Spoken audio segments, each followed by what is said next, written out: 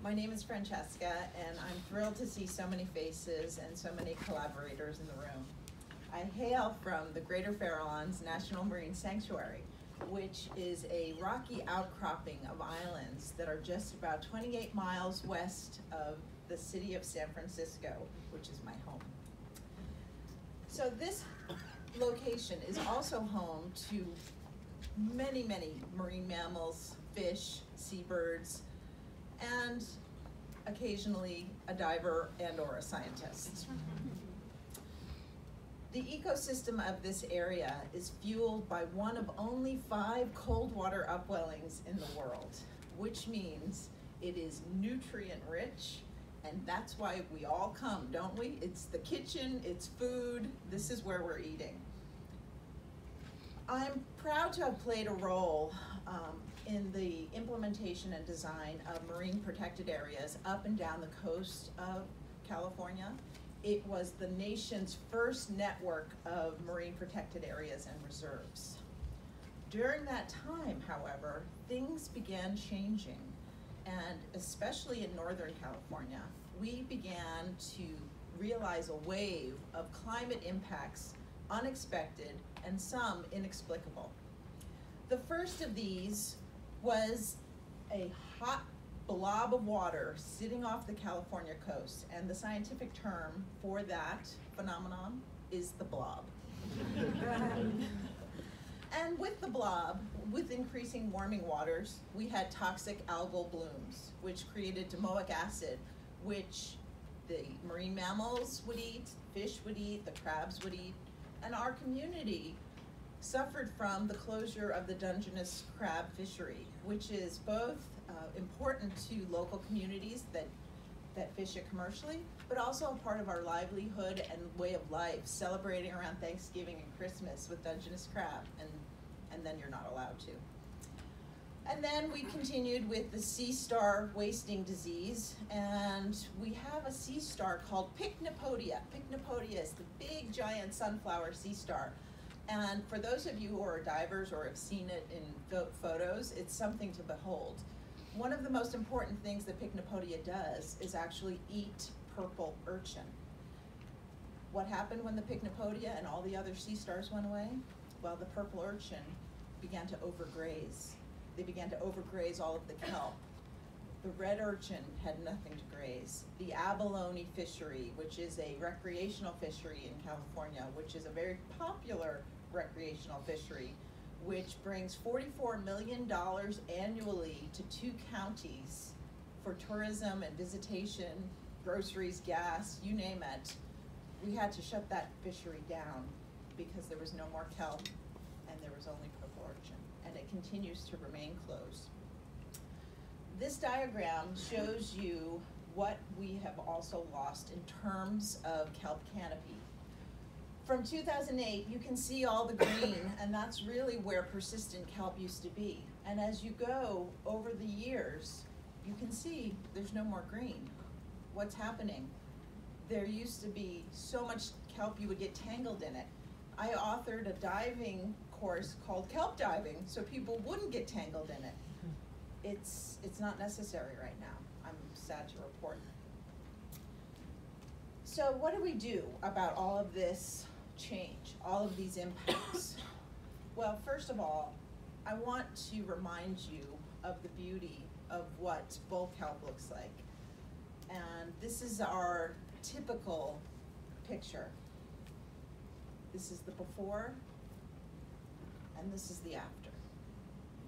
And you can see the urchin moving up the kelp stalks, grazing and eating all the fronds, and literally nothing else in the background.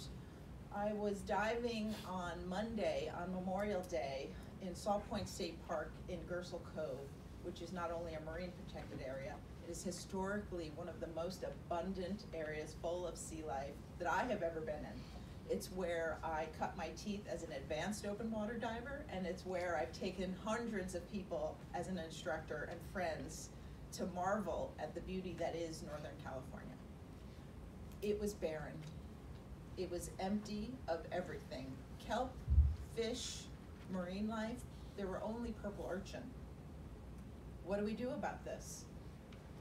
Well, the answer, one of the answers, is band together, is work together, is listen to one another. So, about 2 years ago, as an advisory council member on the Greater Fair Islands National Marine Sanctuary Advisory Council, I co-chaired a work group that brought together research institutions, commercial fishermen, tribes people, local citizens, everyone who had a stake in the game, which is namely everyone. And we said, how can we address this? Well, we can listen to one another. We can listen to the ocean. We can come together and be innovative around how we address it. One of the things that we did was put together a grassroots, totally volunteer-based effort to collect the purple urchin. We worked with the State Department of Fish and Wildlife to increase the amount of purple urchin you were allowed to take so that you could take as many as you could during one of our events. And that's another great theme. You know, we're here under the auspices of the National Oceanic Atmospheric Association, which is a federal agency. The state agency, we all came together. We're working across discipline, across sectors, across lines. In an average event, you will have probably in a weekend 70 to 150 divers that will collect tens of thousands of purple urchins in gallons. These are what the little critters look like. So the question remains, what do we do about it? What do we do with them? Under the smart guidance of the tribes, we're trying to think of them not as the villain, not as the enemy, but as a resource. And so we take them, sometimes they're used for compost, some people make Christmas ornaments out of them. We're actually working with a company from the Netherlands at the Bodega Marine Lab to look at what we're calling urchinomics. How do we take what's present and how do we use it to our benefit? Because the seas are changing and we don't fully understand if this is the new normal or if we will have a chance for recovery and resiliency. So to look at it as an opportunity is really how we're looking at it. There's a lot that remains to be seen. We're trying to understand data gaps. We're trying to collectively make sure we have all points of view. And I would encourage you, as you enter into your own challenges and your own issue areas in the area that you work, think about listening.